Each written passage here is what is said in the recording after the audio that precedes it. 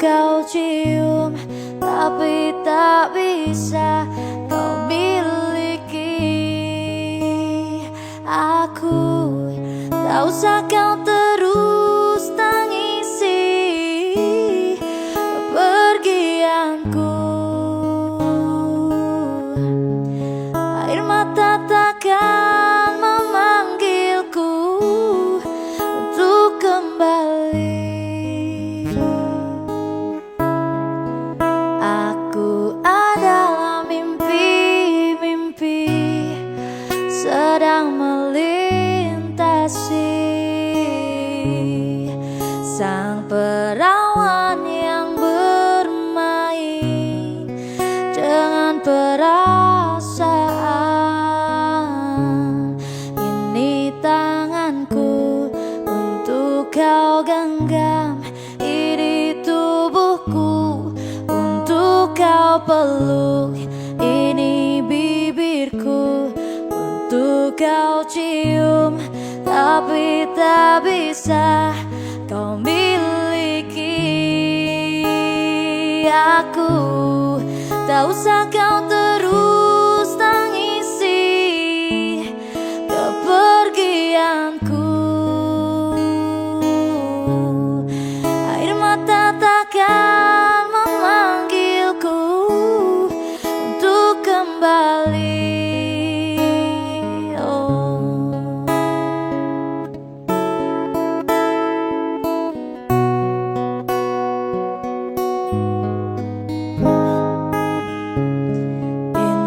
Tanganku untuk kau genggam, ini tubuhku untuk kau peluk, ini bibirku untuk kau cium, tapi tak bisa kau miliki.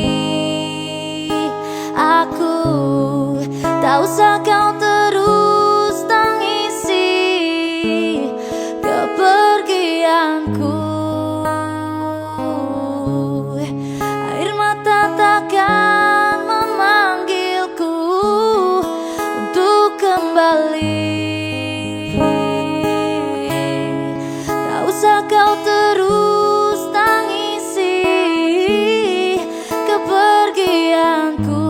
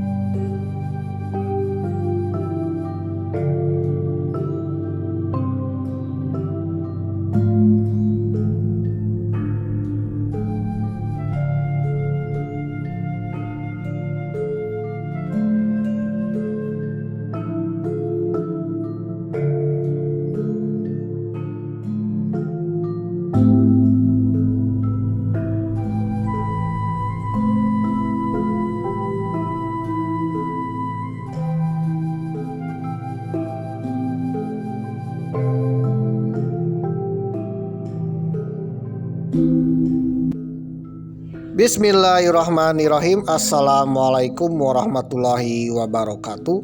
Om Swastiastu, Namo Buddhaya, salam kebajikan. Om Santi Santi Om, Sampurasun Sugeng Rawu Ken Kabari. Apa kabar dulur-dulur baraya warga negara Indonesia? Tetap semangat, mudah-mudahan kita semua dapat keberkahan, sehat-sehat selalu, dan mudah-mudahan dilancarkan rezeki. Amin. Bagi kemarin sedang mencari tumbler tuku warna biru, ya mudah-mudahan ketemu. Amin. Bagi yang kemarin sedang mencari jodoh, mencari calon bojo, ya mudah-mudahan dapat ya sebelum datangnya tahun baru atau datangnya Idul Fitri, pemirsa, Lebaran, waduh, atau datangnya Perang Dunia Ketiga, waduh. Ya memang doakan bagi yang belum dapat jodoh segera dapat jodoh yang terbaik, yang satu jiwa satu hati, satu chemistry ya, waduh. Jadi kemanapun kita melangkah pergi, waduh, satu tujuan pemirsa, satu hati.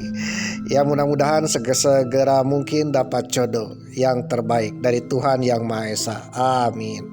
Oleh karena itu marilah kita panjatkan puji syukur kita kehadirat Tuhan Yang Maha Esa dan doa kepada Tuhan Yang Maha Esa, mudah-mudahan apapun keinginan kita dikabulkan oleh Tuhan Yang Maha Esa. Amin. Uber-uber ikan lele, selamat malam le di kota Malang. Waduh, episode ke-39 perjalanan epic ke Tanah Bromo. Ya Bromonya sudah terlewat tuh misal. Waduh. Nah sekarang memang sedang berada di kota Malang, tepatnya di Hotel Aloha Kota Malang. Waduh, pada tanggal 30 Mei 2025 menjelang tanggal 31 Mei 2025. Waduh. Tepatnya sedang ngopi pemirsa sambil menikmati alamnya Kota Malang. Waduh. Menikmati kopi ya, kopi khas Malang pemirsa. Ya kopi ngantang, kopi dampit. Waduh. Di Hotel Aloha ini ada kopi pemirsa, kopi khas Malang. Waduh. Salah satu fasilitas dari Hotel Aloha Kota Malang. Jadi bagi saudara yang berkunjung ke Kota Malang ya untuk mencari penginapan yang murah meriah ya, dan juga bisa berteduh dan bisa menikmati malam Kota Malang, bahkan dekat dengan alun-alun dan stasiun Kota Malang, salah satunya adalah Hotel Aloha pemirsa. Waduh. Oke pemirsa yang berbahagia ya, memang nongkrong dulu di Hotel Aloha sambil ngopi. Ini ngopi 2 kali pemirsa. Waduh. ngopi lagi ya. Tadinya ngantuk pemirsa ya, sehabis jalan-jalan keliling-keliling Taman Singoedan pemirsa. Waduh, melihat megahnya Singoedan, markas Aremania pemirsa. Nah kembali pulang lagi ke Hotel Aloha. Waduh, tadinya ngantuk pemirsa, tapi entah kenapa ya cenghar kembali pemirsa ya, entah kenapa tak ngantuk lagi pemirsa. Salah satunya memang akan ngopi dulu lah untuk menikmati malam ini. Biasa kan pria punya selera, waduh, selera memang kan ngopi pemirsa, ngopi. Waduh. Dan kebetulan episode ke-39 ketika ngopi sedang menikmati musik pemirsa, karena berdekatan dengan kafe ya, kafe dekat Hotel Aloha. Kebetulan kafenya buka 24 jam pemirsa. Waduh, sampai subuh pemirsa. Dan ketika menikmati kopi ini sudah tengah malam pemirsa. Waduh, antara pukul 23 waktu Indonesia Barat dan pukul 00 waktu Indonesia Barat pemirsa. Ya tengah-tengah malam pemirsa, tapi vibes-nya berasa pukul 8 malam pemirsa. Waduh. Banyak tamu hotel yang nongkrong-nongkrong dan juga banyak kafe-kafe yang masih buka, yang musiknya masih terdengar seolah-olah pukul 8 malam pemirsa. Waduh. Dan juga suara riuh kereta api ya, hilir mudik, karena sejatinya Hotel Aloha ini dekat dengan stasiun kereta api dan alun-alun Kota Malang, termasuk Taman Singoedan. Nah, suara musik di Taman Singoedan, waduh, terdengar ya sampai ke Hotel Aloha. Seolah-olah di Taman Singoedan masih ada kegiatan, waduh, masih ada kegiatan hilir mudiknya orang-orang nongkrong ya, waduh. Kebetulan fasilitas Hotel Aloha ini disediakan juga kopi dan teh pemirsa. Ada teh, ada kopi pemirsa. Dan kopinya ternyata khas Malang pemirsa, kopi Malang. Kopi khas Malang pemirsa. Waduh, sambil menikmati kopi di malam kota Malang. Waduh, indah sekali pemirsa, dan cuacanya cerah sekali. Memang menikmati indahnya kota Malang ya di lobi Hotel Aloha, atau tepatnya di lantai 2 Hotel Aloha pemirsa. Waduh, menikmati indahnya langit-langit malam, kota Malang, kera ngalam, arek-arek Malang. Waduh. Oke pemirsa yang berbahagia, itu artinya memang sudah 800 km dari kota Tasikmalaya di Provinsi Haji Udin pemirsa.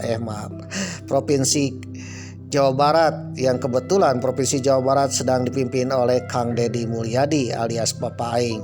Ya insya Allah Kang Deddy akan menjadi pemimpin Nusantara. Amin. Nah, dari kota Tasikmalaya ke arah timur, episode ke-39 memang sedang duduk ngopi di kota Malang ya, di Hotel Aloha Kota Malang, Provinsi Jawa Timur, 800 km dari kota Tasikmalaya. Oke pemirsa yang berbahagia, ketika sedang ngopi di kota Malang ini, negeri ini sedang dipimpin oleh Sang Presiden Macan Asia, Bapak Prabowo Subianto, yang insya Allah membawa negeri kita akan menjadi negeri yang damai, sejahtera, tentram, adil, makmur, dan insya Allah terbebas dari hama-hama. Dan juga mudah-mudahan negeri kita menjadi negeri Macan Asia yang mendamaikan dunia, mensejahterakan rakyatnya, dan menjaga alam pemirsa, melestarikan alam. Karena yang namanya alam kan warisan nenek moyang untuk generasi anak cucu cicitnya pemirsa. Waduh. Oke pemirsa yang berbahagia, insya Allah dengan kepemimpinan beliau, negeri kita akan menjadi negeri yang damai, sejahtera, tentram, adil, dan mudah-mudahan menjadi negeri Macan Asia. Bukan macan tidur lagi, tapi macan yang terbangun dari tidurnya, bukan macan ompong dan pelanga-pelongo ya, apalagi macan omon-omon pemirsa, tapi insya Allah akan menjadi macan beneran. Amin. Macan yang insya Allah mendamaikan dunia, mensejahterakan rakyatnya, dan juga ya menjaga alam kita. Amin. Dan tanah air kita menjadi makmur. Amin. Apalagi ketika Mamang mengedit video ini dan tayang bulan Desember 2025, itu artinya setelah 7 bulan dari perjalanan epik Mamang ini ya, Mamang sedang menyaksikan tetangga kita sedang berantem pemirsa. Waduh, memperebutkan candi peninggalan Sriwijaya. Ya, Thailand dan Kamboja sedang berperang pemirsa. Ya mudah-mudahan ya konflik segera berlalu, tetangga kembali akur. Yang namanya tetangga kalau berantem ya, itu satu RT ribut pemirsa. Waduh, ribuhnya satu RT, bahkan menggetarkan satu RW pemirsa. Ya mudah-mudahan RT ASEAN ya, Indonesia sebagai ketuanya RT ASEAN bisa mendamaikan tetangga kita yang sedang berantem. Gara-gara berantem tetangga kita, maka kita akan menjadi Makswin pemirsa. Judul Makswin ya, ngambalik modal pemirsa, karena sudah dibom. Waduh, karena tetangga berantem. Dan juga mudah-mudahan judulnya hilang pemirsa. Amin. Selain itu, ketika video ini tayang, Mamang sedang menyaksikan bencana alam di Pulau Sumatera, Sumatera Utara, Aceh, dan Sumatera Barat. Mamang turut berduka cita dan bela sungkawa kepada saudara-saudara kita yang ada di Sumatera Utara, Sumatera Barat, dan Aceh. Mudah-mudahan bencana segera berlalu, segera pulih dari bencana, dan mudah-mudahan menjadi negeri yang makmur kembali, tentram kembali, dan bencana tidak terulang kembali. Amin. Oke pemirsa yang berbahagia, ya sejatinya bencana di Pulau Sumatera ini bukan karena ulah alam saja pemirsa, tetapi karena ulah hama yang menggerogoti hutan lindung pemirsa. Waduh ya, ketika bencana alam banjir bandang, kok itu kebanyakan bukan air pemirsa, tetapi gelondongan kayu pemirsa. Yang namanya gelondongan kan itu hasil penebangan orang pemirsa, ya ulah manusia. Waduh, tidak akan mungkin gelondongan itu mati bunuh diri pemirsa. Waduh, tidak ada pohon bunuh diri yang menjadi gelondongan. Oke pemirsa yang berbahagia, ya, bencana alam yang ada di Pulau Sumatera ini adalah peringatan bagi kita sebagai bangsa Indonesia terhadap lingkungan. Oleh karena itu, peringatannya adalah kita tetap menjaga dan melestarikan lingkungan, ya, melestarikan alam. Ingatlah, kalau kita merusak alam, bencana akan datang pemirsa. Bencana akan tiba-tiba datang, ya, tak terduga, dan menjadi musibah untuk semua orang. Waduh. Oleh karena itu, bagi yang membuat bencana, hama-hama yang membuat bencana adalah pengkhianat pemirsa, pengkhianat bangsa. Waduh, seorang pengkhianat menggerogoti hutan, menimbulkan bencana bagi orang lain.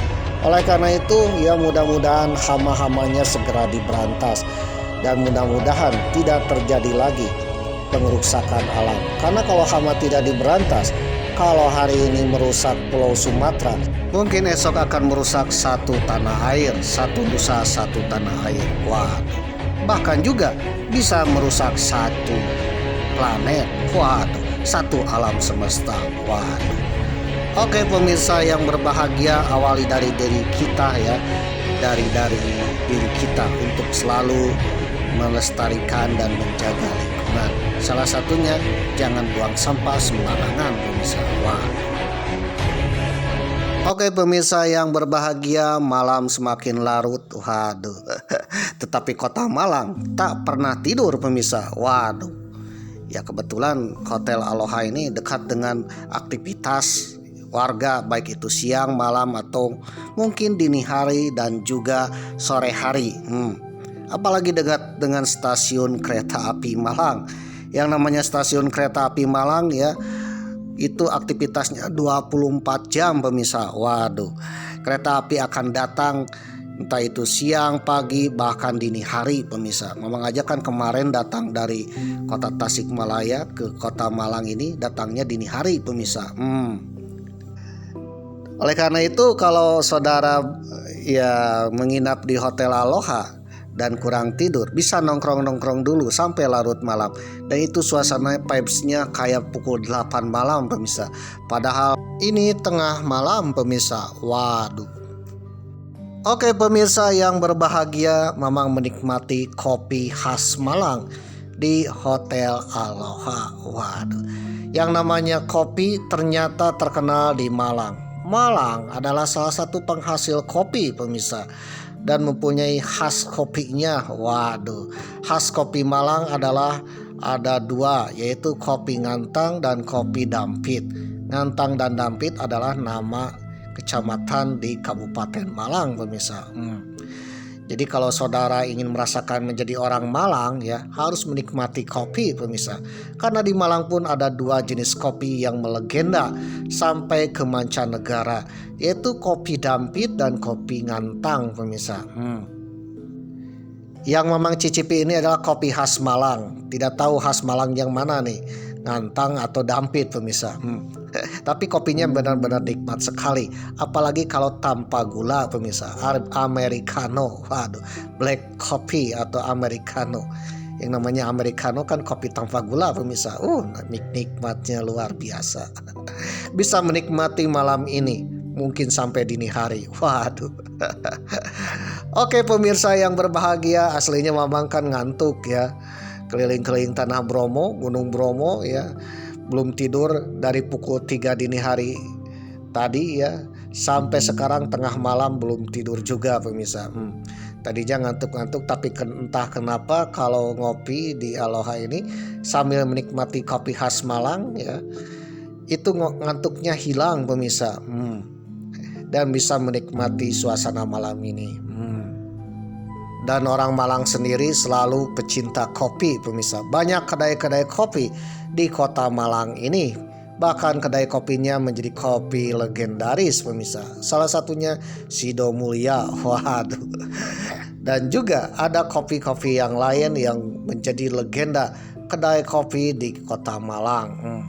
Tadi Mamang menyaksikan banyak kedai kopi juga dan banyak orang yang mengopi. Termasuk di pinggir Hotel Aloha ada yang dikenal dengan kafe juga pemirsa. Waduh, kafe, kopi pemirsa. Waduh, di Hotel Aloha juga ada kopi. Tapi bagi saudara yang tak suka kopi ada tehnya juga.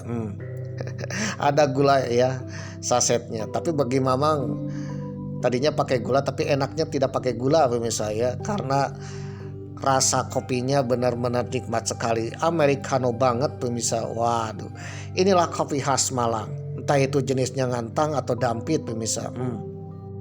Dalam sejarahnya kopi di Malang ini adalah kopi legendaris pemirsa.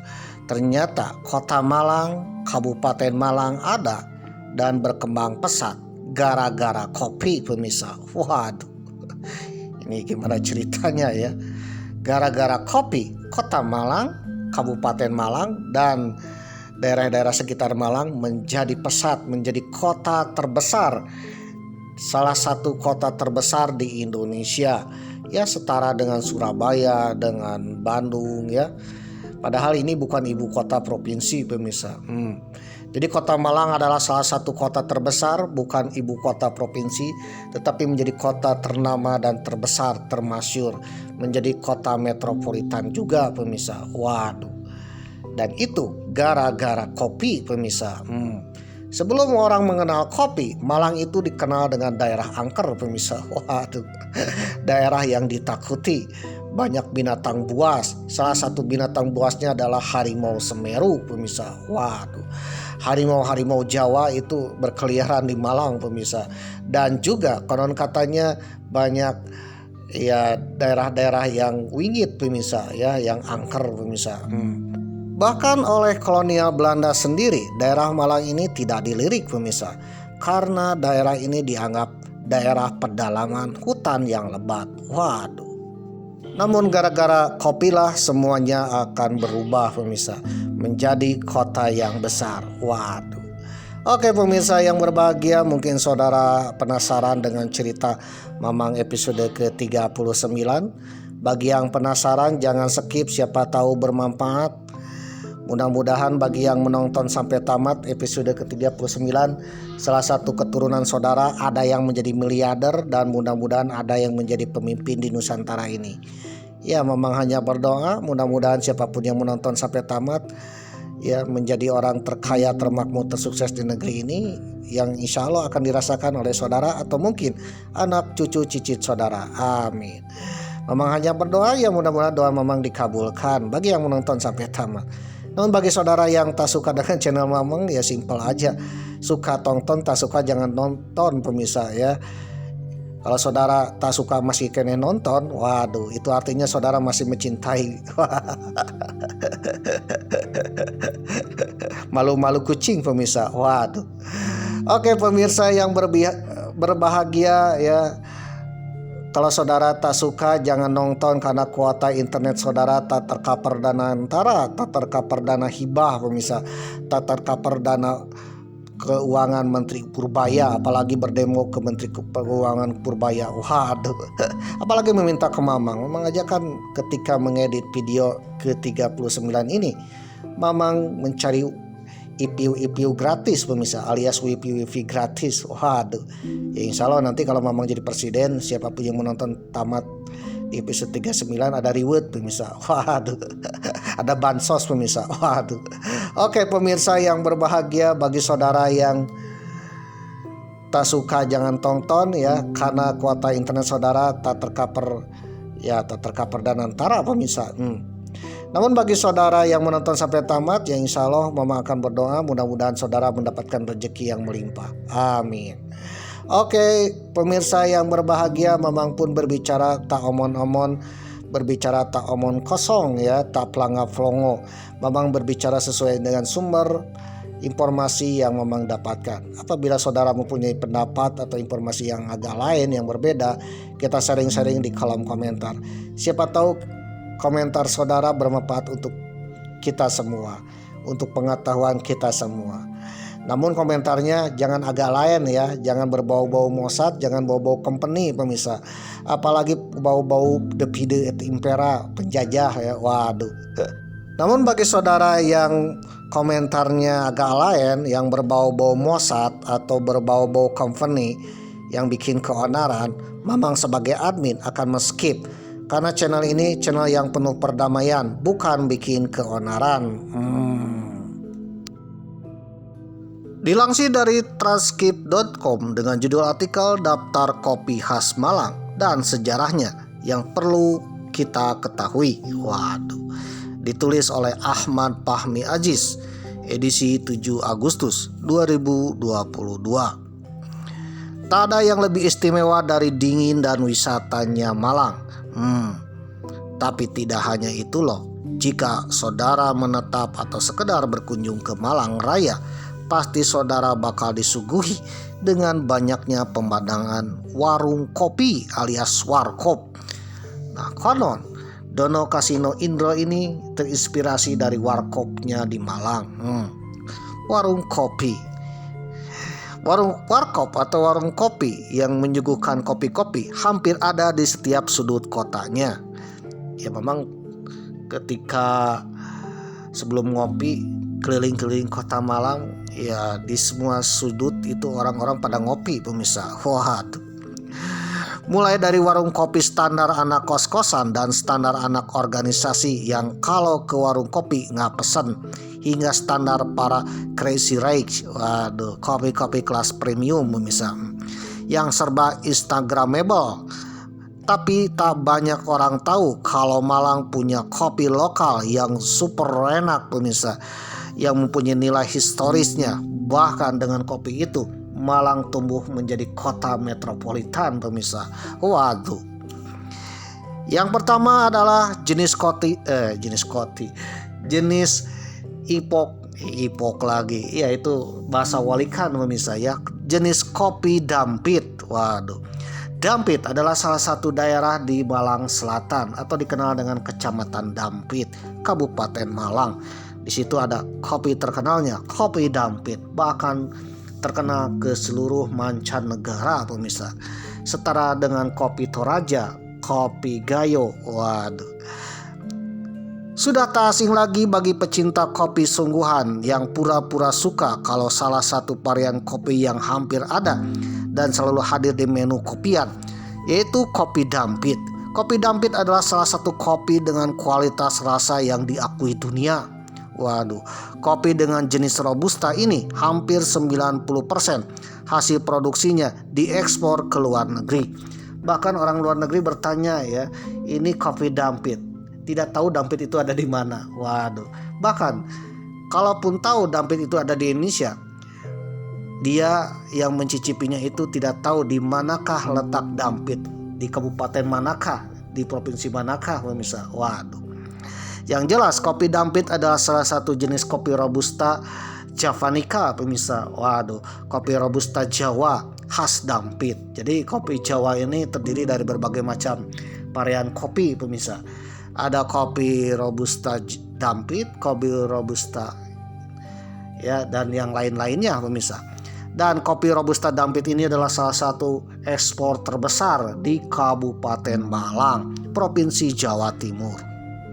Menurut Dinas Pertanian dan Perkebunan Kabupaten Malang, Tommy Herawanto, kopi Dampit sangat populer dalam sejarah perkopian di Indonesia maupun dunia karena rasanya yang istimewa. Hal itu dikarenakan kopi Dampit ditanam di ketinggian lebih dari 800 meter di atas permukaan air laut, serta memiliki struktur tanah yang baik, yang sedikitnya 3 juta pohon kopi. Waduh. Perkebunan kopi Dampit terletak di kaki Gunung Semeru, yaitu di sekitar kawasan dataran tinggi Tengger Bromo Semeru. Nah, kopi Dampit juga dikenal dengan kopi Bromo pemirsa. Kopi Bromo ya tak lain dari kopi Dampit. Dengan ketinggian 900 meter di MDFEL ya, merupakan salah satu syarat penanaman kopi unggulan. Semakin tinggi ya jabatannya, semakin tinggi tanahnya, semakin enak rasa kopinya. Waduh, nendang pemirsa. Selanjutnya, kopi Dampit dibudidayakan di berbagai daerah di Malang, antara lain di Ampel Gading, Sumber Manjing, Tirto Yudo, dan Dampit, atau biasa juga disebut dengan istilah Amsterdam. Waduh, bahkan gilanya Amsterdam ini menjadi merek kopi Dampit pemirsa. Waduh. Nah, ternyata Amsterdam ini adalah akronim dari Ampel Gading, Sumber Manjing, Tirtoyudo, dan Dampit. Keempat daerah itu adalah penghasil kopi Dampit atau Malang Javanica. Waduh, Robusta Javanica khas Dampit. Dan brandnya itu Dampit pemirsa, tetapi selalu dikemasannya Amsterdam.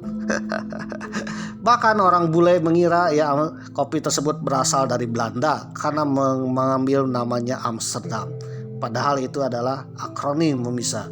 Ampel Gading, Sumber Manjing, Tirtoyudo, dan Dampit. Keempatnya adalah kecamatan di Kabupaten Malang Selatan penghasil kopi Dampit. Yang kedua adalah kopi Ngantang. Kopi Ngantang diambil dari daerah Ngantang, salah satu kecamatan di Kabupaten Malang. Kopi Ngantang menjadi salah satu primadona bagi para penikmat kopi. Kopi yang didominasi oleh jenis Robusta Javanica ini terletak pada ketinggian 600 sampai 900 mdpl dengan perkembangan dan pengembangan cita rasa tanaman kopi. Kopi Ngantang terus dikembangkan sehingga punya rasa dan keunikan sendiri. Nah, antara Ngantang dengan Dampit ini rasanya agak lain pemirsa, agak berbeda. Waduh. Dalam perkembangannya hingga saat ini hampir setiap daerah di Malang didominasi oleh dua jenis varian kopi, yaitu Robusta dan Arabica. Nah, Robusta dan Arabica ini ternyata dikawin silangkan pemirsa dan menjadi salah satu khas kopi Ngantang. Jadi kopi Ngantang ini adalah salah satu kopi yang khas yang berbeda dengan kopi Dampit. Ya, seperti apa rasa khasnya ya saudara beli aja lah merek kopi Ngantang dan kopi Dampit ya. Kopi jenis Ngantang, jenis kopi Dampit. Atau saudara datang ke Kota Malang di Provinsi Jawa Timur. Nah, ternyata selain dua kopi lokal Malang antara Dampit dan Ngantang, ternyata Malang juga masih menyimpan banyak varian kopi pemirsa. Namun tak sebesar kopi Ngantang dan Dampit. Di antaranya kopi Kawi, kopi yang konon katanya ditanam di Gunung Kawi. Ada kopi Lawang, kopi yang ditanam di Kecamatan Lawang, Kabupaten Malang. Ada kopi Pujon, kopi yang ditanam di Kecamatan Pujon, Kabupaten Malang. Waduh, ada kopi Balandit, sama ya di daerah Malang juga, dan lain-lain. Setiap daerah punya khasan sendiri. Meskipun tak sebesar kopi Dampit dan kopi Ngantang. Kopi Dampit dan kopi Ngantang itu go internasional pemirsa. Varian kopi lokal Malang lainnya juga ya ternyata punya rasa khas tersendiri. Waduh. Dan ternyata Malang ini dikenal dengan negerinya kopi pemirsa, Jawa Timur. Jadi kalau saudara bertanya di manakah negeri kopi di Jawa Timur, ya di Malang pemirsa. Waduh. Di Jawa Timur itu kebanyakan tebu ya. Di Lumajang, Probolinggo itu kan tebu-tebu semua. Kalau di Jawa Barat kebanyakan kan teh-teh ya. Tetapi khusus di Malang semuanya adalah perkebunan kopi pada masa lalu. Waduh. Berkat kopilah Malang menjadi kota besar. Dilansir dari historia.id dengan judul artikel Hikayat Kopi di Tanah Jawa, bagaimana biji hitam berkembang dan menjadi komoditi andalan para pembisnis Belanda, ditulis oleh Hendy Jo, edisi 20 Januari 2020. Jadi ceritanya bagaimana kopi itu masuk ke Indonesia. Padahal kopi itu adalah tanaman yang bukan asli Nusantara pemirsa. Kalau asli Nusantara ya rempah-rempah. Tapi kopi itu bukan asli Nusantara, berasal dari Timur Tengah. Tahun 1656 Belanda berhasil, atau waktu itu POC ya, POC Kongsi Dagang Belanda, berhasil mengusir orang-orang Portugis dari Ceylon atau Sri Lanka. Nah, ternyata di wilayah tersebut di Sri Lanka, Belanda menemukan banyak hektaran kebun kopi pemirsa. Waduh, kebun kopi yang terbengkalai peninggalan Portugis. Rupanya lahan itu milik orang-orang Arab yang ditinggalkan ketika Ceylon atau Sri Lanka diduduki Portugis. Ternyata kopi itu berasal dari Arab atau dari Timur Tengah. Jadi orang-orang Arab membawa kopi ke Sri Lanka, pemirsa, karena sejatinya kopi itu digunakan ketika orang-orang sufi dalam beribadah. Nah, di Sri Lanka ya, wilayah itu dikuasai oleh Portugis, sehingga Portugis menemukan hektaran pohon kopi. Beberapa abad kemudian Portugis diusir oleh Belanda, pemirsa. Waduh, Belanda pun pernah menguasai Sri Lanka dan menemukan banyak hektaran kopi. Mengetahui potensi ekonomisnya di pasaran dunia, POC, perusahaan dagang Belanda, lantas menyewa seorang pakar botani bernama Carolus Linnaeus. Lewat proses penelitian bertahun-tahun, Linnaeus berhasil menemukan teknik pembudidayaan tanaman kopi. Waktu itu POC menguasai Nusantara, menguasai daerah tanah Jawa. POC pun menanam tanaman kopi di tanah Jawa. Nah, yang kelak kopi itu menjadi kopi Jawa. Waduh. Kopi Jawa pertama kali ditanam di daerah Priangan atau Jawa Barat, daerah Cianjur, Sukabumi, Bogor, Bandung, pemirsa. Lalu banyak daerah-daerah yang dikuasai POC. Ketika POC berperang dengan kerajaan-kerajaan di Nusantara, atau POC ikut campur perang atau urusan dengan kerajaan di Nusantara, termasuk urusan dengan kerajaan Mataram Islam, banyak tanah-tanah yang diserahkan dari Mataram Islam ke POC sebagai pembayaran atas bantuannya POC dalam menyelesaikan konflik internal kerajaan Mataram Islam. Waduh. Salah satu daerah yang terkenalnya adalah daerah Jawa Tengah bagian utara dan Jawa Timur bagian utara, serta daerah yang kita kenal dengan Blambangan. Waduh, termasuk juga Malang, pemirsa. Nah, daerah-daerah itu ditanami oleh POC sebagai tanaman kopi. Namun pada masa POC, penanaman kopi ini tak masif, pemirsa. Di Malang sendiri tidak ditanami kopi dan dianggap wilayah Malang adalah wilayah hutan belantaranya POC, pemirsa. POC pun tak berminat untuk membabat hutan, mengolah wilayah Malang menjadi kebun sawit, pemirsa. Kebun kopi, pemirsa. Waduh. Dilansir dari jelajahkompas.id dengan judul artikel Kopi yang Membentuk Peradaban Kota.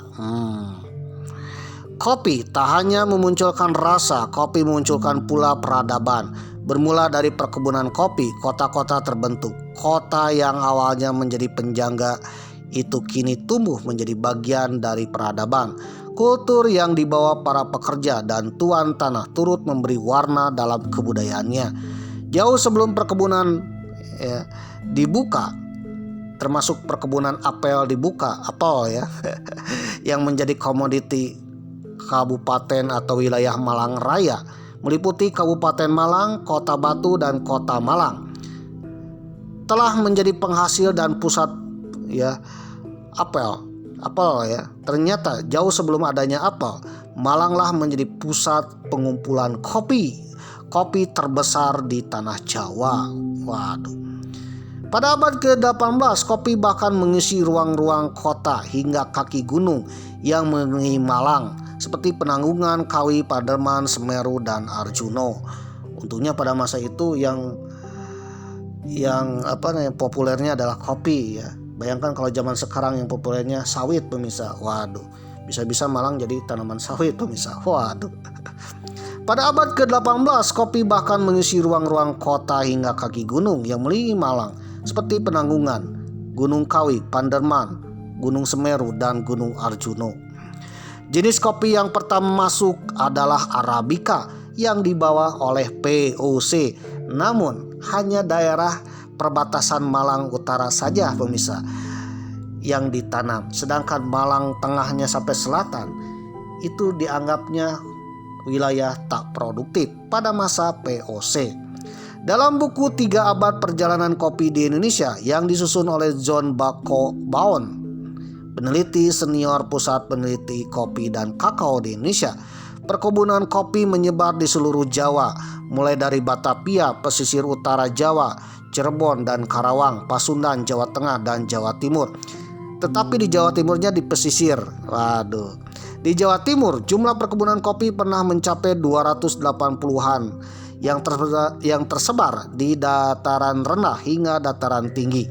Pada ratusan perkebunan kopi itu ditanami varietas Robusta, Arabica, Liberica atau campuran dari ketiga jenis itu menjadi brand lokal. Salah satunya kopi Dampit, kopi Ngantang.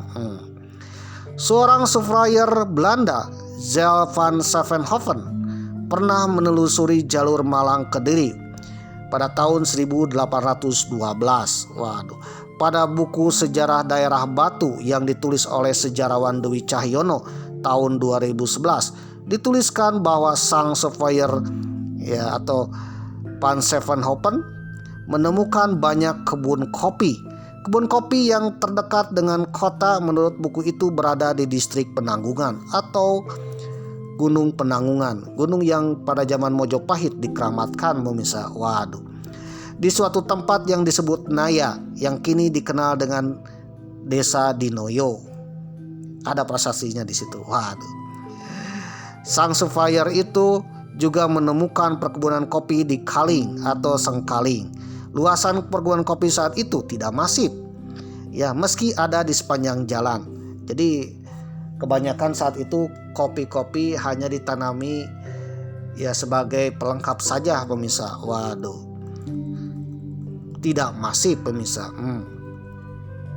Karena pada saat itu menganggap daerah Malang itu tidak produktif pemirsa. Jadi orang hanya bercocok tanam di daerah Malang bagian utara, sedangkan selatannya hutan belantara pemirsa.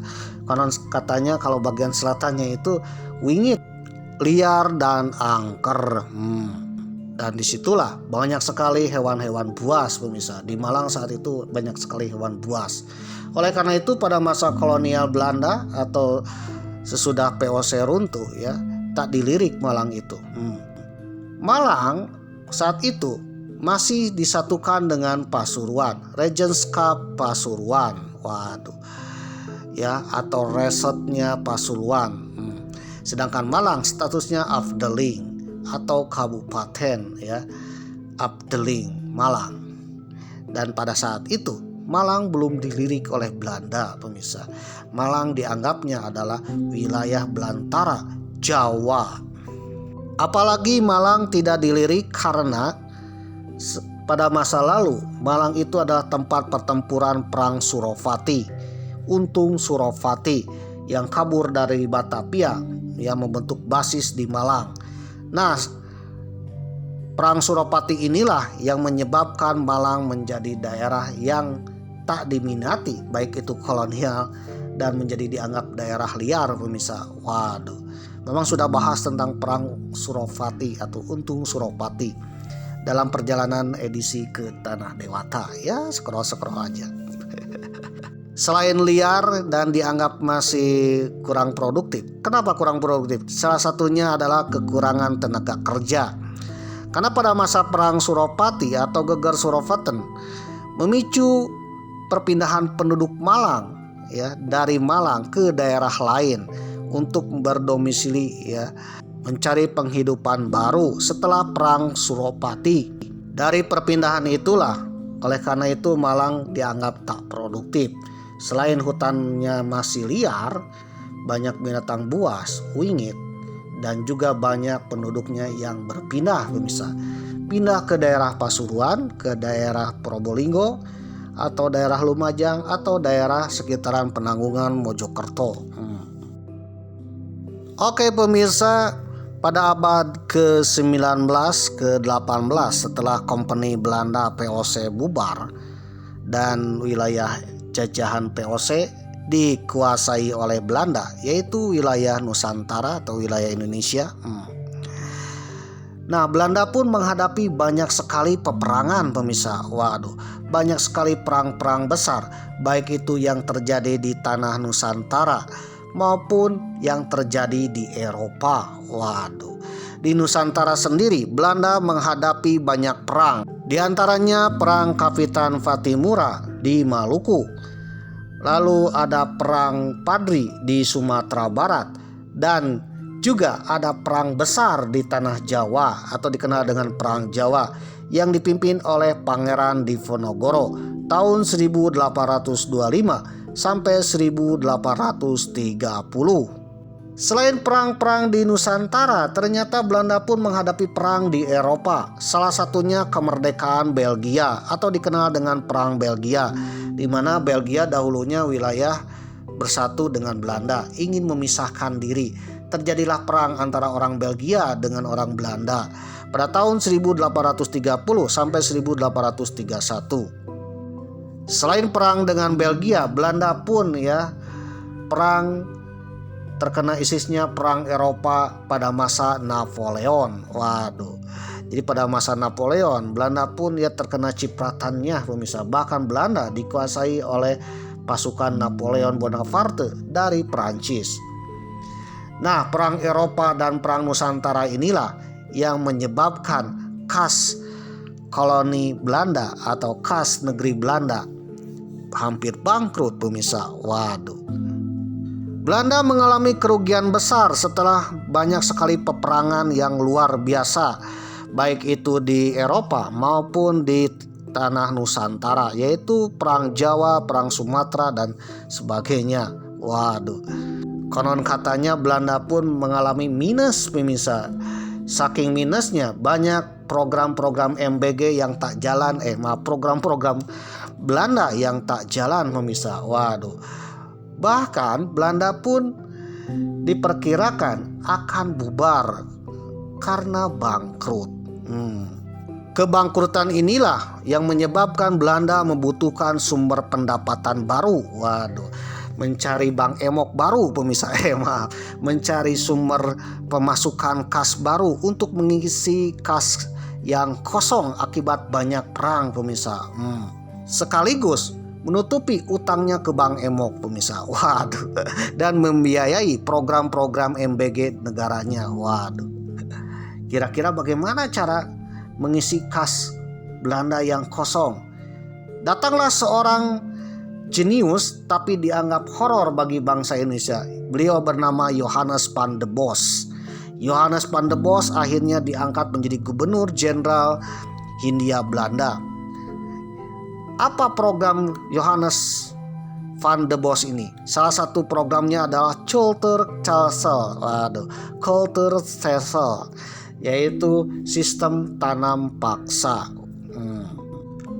Van der Bos mengusulkan Kulturstelsel, yaitu untuk mengatasi masalah keuangan kas negara Belanda sendiri yang hampir bangkrut pemirsa, hampir bubar, dengan mewajibkan para petani Nusantara, para petani Jawa untuk menanam tanaman ekspor, tanaman yang bisa dijual di Eropa dengan harga tinggi.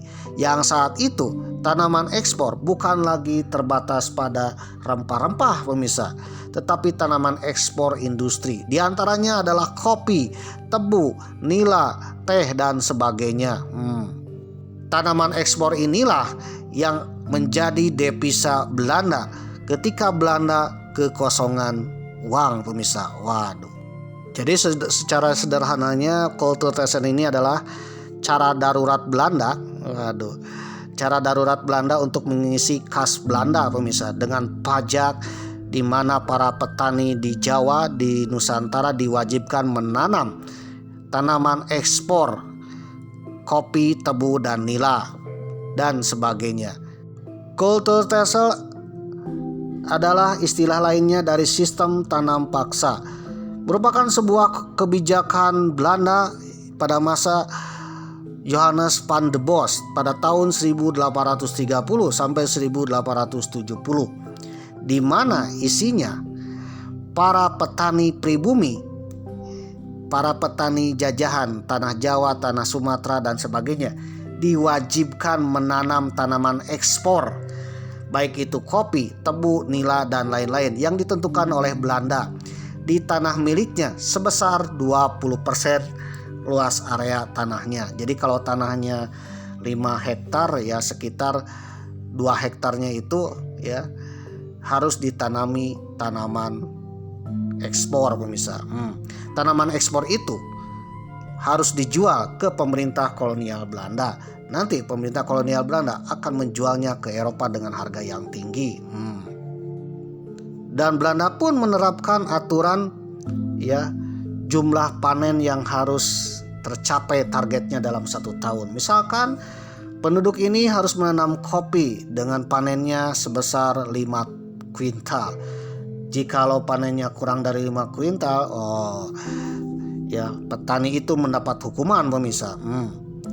Bagi petani yang tidak mempunyai lahan, tidak punya tanah, maka petani itu dalam 1 tahunnya harus kerja rodi di tanah-tanah milik Belanda.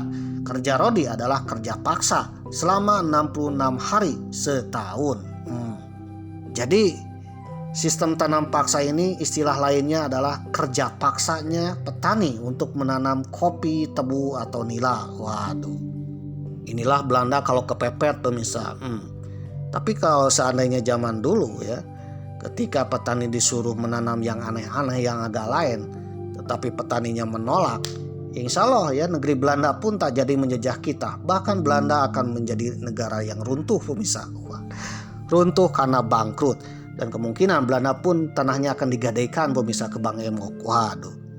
Gara-gara sistem tanam paksa inilah, maka banyak daerah-daerah yang tadinya hutan belantara, yang tadinya tak punya lahan, dikasih lahan tapi harus mewajibkan menanam tanaman-tanaman ekspor, maka banyak perambatan-perambatan hutan pemirsa, merambah hutan HPH ya.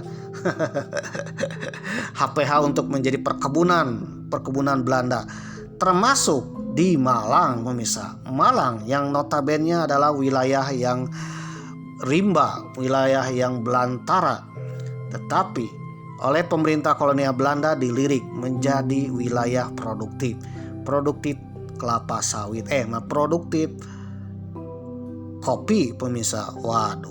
Malang baru dilirik sebagai kawasan potensial perkebunan setelah muncul sistem tanam paksa. Tanah yang subur, sejuk, dan dikelilingi pegunungan cocok untuk perkebunan kopi kala itu. Rintisan awal perkebunan kopi pun dimulai pada tahun 1830-an di sekitaran wilayah Malang dekat kota Malang sekarang, seperti di Noyo, Karangploso, Pakis ya, menurut Dwi Cahyono dalam bukunya.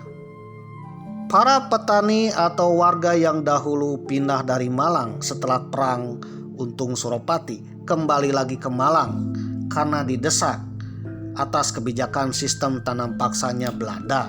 Bagi yang tidak punya lahan maka diwajibkan kerja rodi. Bagi yang tak punya lahan ya diwajibkan kerja rodi atau ya diberikan tanah tetapi untuk ditanami tanaman ekspor yaitu kopi. Dan Malang pun menjadi sisplennya pemerintah kolonial Belanda sebagai daerah penghasil kopi. Waduh. Jadi sebelum membebat hutan ya Malang pun direncanakan sebagai daerah area perkebunan atau tempat penghasil kopi di tanah Jawa.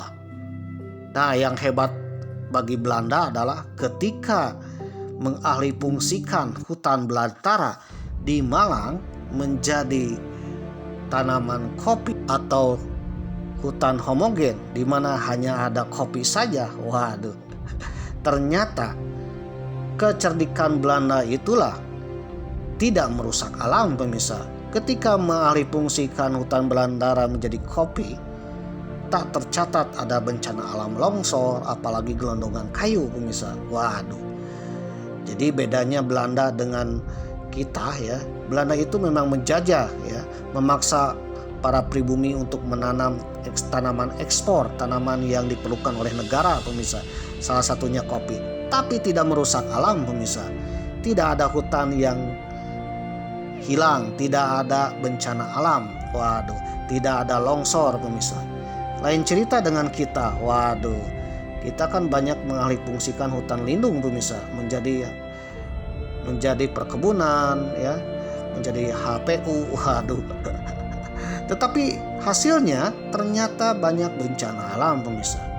Karena Belanda sebelum merubah hutan menjadi perkebunan atau pemukiman, Belanda pun ya mendatangkan para ahli, ya baik ahli spiritual, ahli geologi, ahli botani, ahli-ahli yang lain yang sesuai dengan keilmuannya untuk mengetahui ya mitigasi bencana, untuk mengetahui kesuburan, untuk mengetahui ya apakah layak dijadikan perkebunan kopi.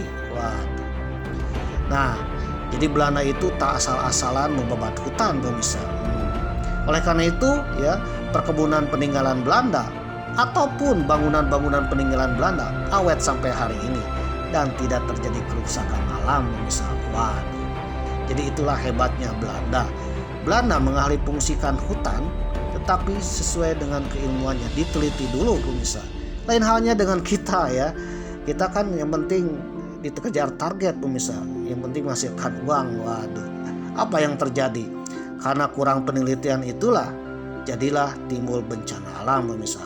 Seenak dewek membawa hutan. Pada periode tanam paksa, komoditas kopi merupakan salah satu primadona dalam perdagangan internasional. Seluruh wilayah Hindia Belanda memiliki geografi pegunungan aktif menjadi wilayah perkebunan kopi, tak terkecuali Malang. Kopi pun menyebar di Malang.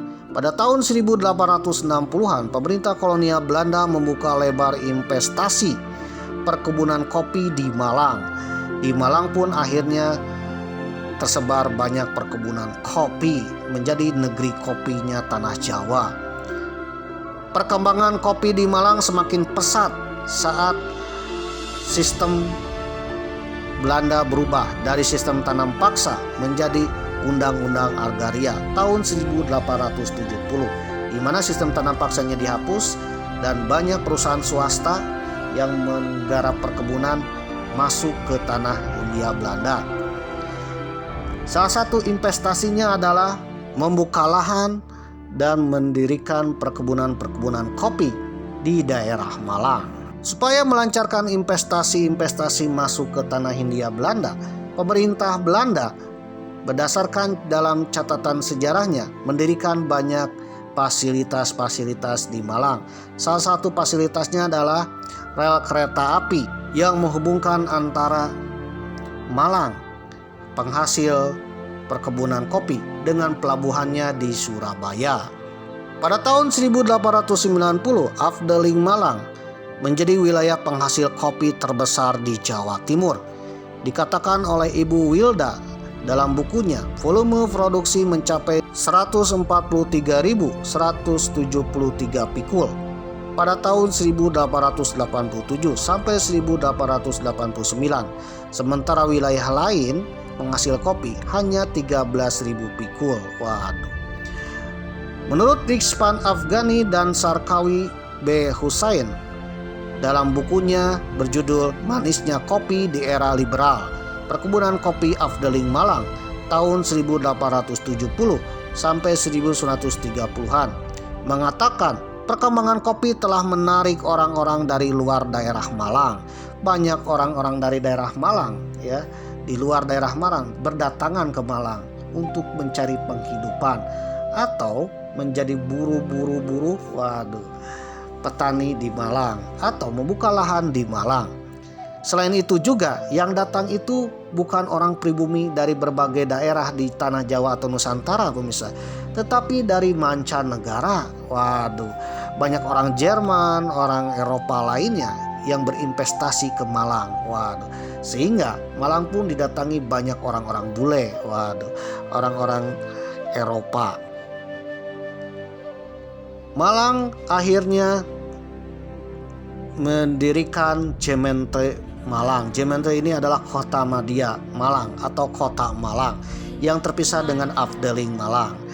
Nah, Gemeente Malang ini nanti setelah Indonesia merdeka menjadi kota madya Malang.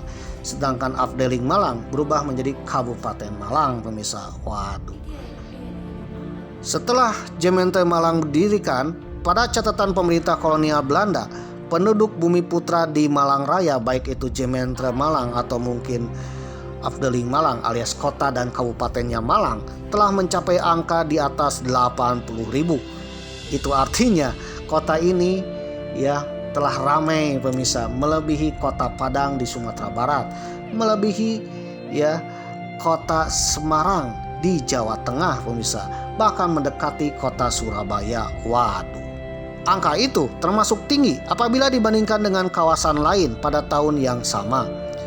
Proses migrasi atau perpindahan ke Malang terus berlangsung hingga memasuki abad ke-20. Jadi dahulu kalau sehabis lebaran ya mencari pekerjaan atau lulus sekolah ya, biasa kan datang ke kota besar. Nah, salah satu kota besar di tanah Jawa saat itu adalah Malang pemirsa. Waduh. Daerah Malang mengalami pertambahan penduduk Eropa dan juga kedatangan bangsa-bangsa lain seperti Arab dan Tionghoa, bahkan India. Waduh, cukong-cukong Tionghoa pun datang pemirsa, membuka usaha di Malang. Pada tahun 1916 pertumbuhan penduduk masing-masing sekitar 150% dan 40%. Di antara 5 Afdeling di wilayah Presiden Pasuruan, Afdeling Malang lah yang menempati ranking tertinggi dalam persentasi pertambahan penduduk. Jumlah penduduknya secara keseluruhan sebanyak 761.555 jiwa. Waduh.